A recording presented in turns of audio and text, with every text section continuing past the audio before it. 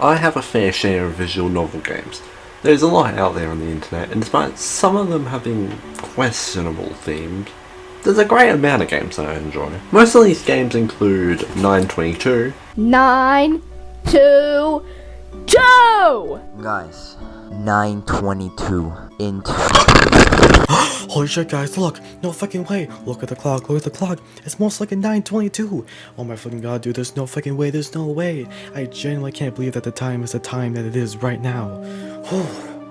This is seriously unprecedented in the absolute ludicrousness of reality, to the point of leading to the eventual ultimate extinction for the one that casted the power to bring us into later withheld the new world order that caused the very thing to birth the only true reason to live. 9:22. Oh man, no! Oh! Dawn Chorus, Sweet Spices, The Beast, Spirit, I'm not going to even pronounce that, Violet Memoir, Komorebi, and a few more as well. The one game I want to focus on is The Beast. This game, along with Spirit, are developed by GhostieSpectie, and these stories are amazing. I love the gameplay when it comes to the both of them, and the art is really amazing. That's the issue though. These games use pencil and paper for their artwork. It's a nice theme and I have used it for The Awakening, but I really don't think a good game like this should use this theme. So I decided to take into consideration and took a lot of time to try and remake it. The nice thing about Ghostie's games is that they're not archived into what's called RPA files, which are the Ren'Py archive files that they use. So I created a new project in Ren'Py and copied every single file from the game into that folder. The one thing that surprised me the most is that this whole game did not have a script file. In almost every Ren'Py game there's a file called script.rpy, which holds every single bit of code in it. I know this because of Codename Reawakened.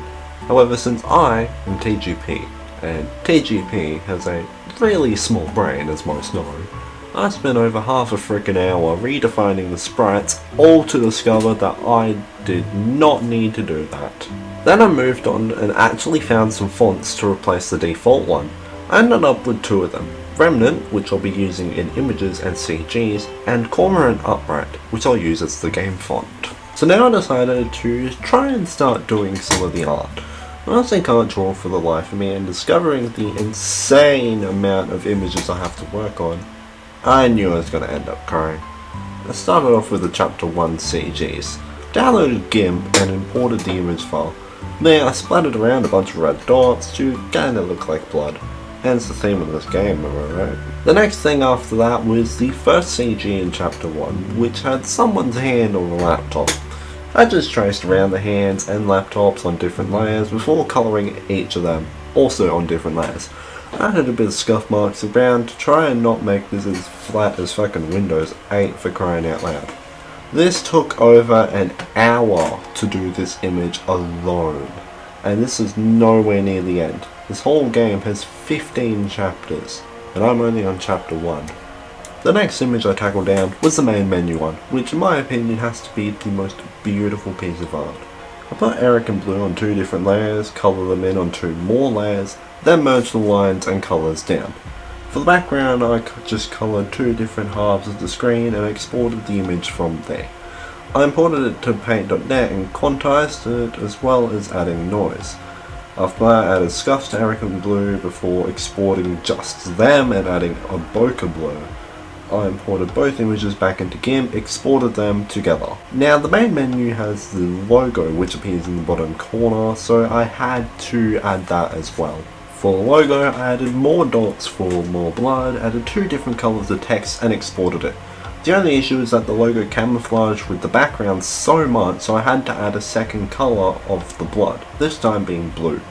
I imported both images to paint.net, positioned the logo, and then exported it. Another thing to work on was the main menu box. Instead of being a solid grey box with a blue border, I had a red and blue gradient applied to a box that I drew in PowerPoint. Exported that and added a gradient fade in GIMP. Then I resized the canvas so that it fit the picture size and aligned on the left side. I also redrew some blood and applied the gradient on top of that to replace the game menu image. The last 2 things I needed to do, for starters, was work on the splash screen. I added in my own stripes and image as well as redesigned Ghostie's image. redrew and coloured the cap icon, and then added more text with the random font. I also added my own name into the about menu. And finally, after rewriting some of the code for animations to finally load, proper sound editing as well, and 6 hours of recording footage, which is absolutely massive, this is it. I will not publicly release this unless I have been given the explicit permission from Ghostie himself. After all, this is his game, he has full right to tell me not to upload it. I'll still work on this in the meantime, and if I do get permission, I'll only release up to chapter 1 since that's the majority of the work. Future chapters may arrive, but it will take some time. So finally, after hours of work, this is what it looks like. I hope you do enjoy, and I'll see you later.